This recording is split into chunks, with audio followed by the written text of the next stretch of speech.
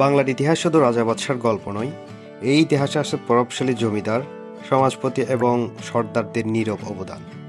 সোনারগাঁওয়ের বুকের ভেতরে দাঁড়িয়ে থাকা একটি এমনই নীরব সাক্ষী বড় সর্দার বাড়ি।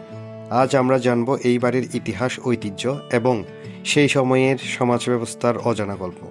ঢাকা থেকে সোনারগাঁও যেতে যাত্রাবাড়ি বা সাইনবোর্ড এলাকা থেকে ঢাকা চট্টগ্রাম মহাসড়ক ধরে নারায়ণগঞ্জের দিকে যেতে হয়। এজন্য সময় লাগে প্রায় 1 থেকে 1.5 ঘন্টা।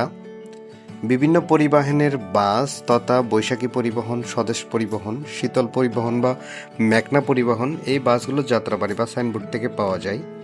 সোনারগাঁওয়ে নেমে একটা অটোরিকশা বা রিক্সা নিয়ে সহজেই ঐতিহাসিক এলাকাগুলোতে পৌঁছানো যায় এবং আপনি ওইখান থেকে অটোরিকশা যোগে সহজেই বড় সর্দার বাড়িতে যেতে পারবেন।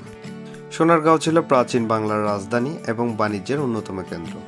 এই অঞ্চলে গড়ে উঠেছিল একাধিক প্রভাবশালী জমিদার পরিবার। তাদের মধ্যে অন্যতম ছিল বড় সর্দার বাড়ি।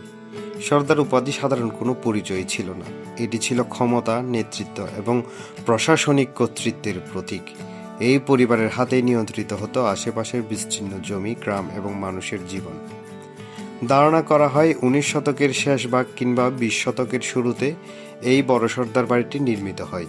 এটি শুধু একটি বসত বাড়ি নয়, এটি ছিল জমিদারি শাসনের প্রাণকেন্দ্র। এখানেই বসতেন পরিবারের প্রধান, এখান থেকেই চলত প্রশাসনিক সিদ্ধান্ত, খাজনা আদায় এবং সামাজিক বিচার ব্যবস্থা।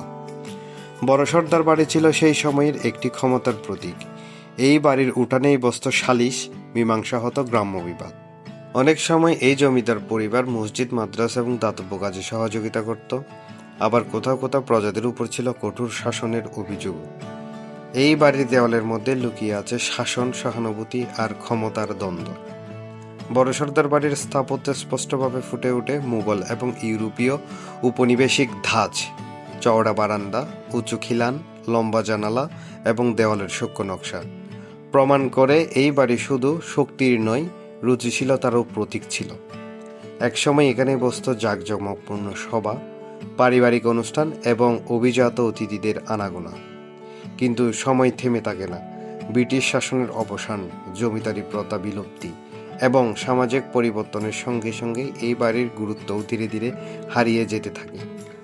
আজ বড় সর্দার বাড়ি অনেকটা জীর্ণ, নীরব এবং পরিত্যক্ত।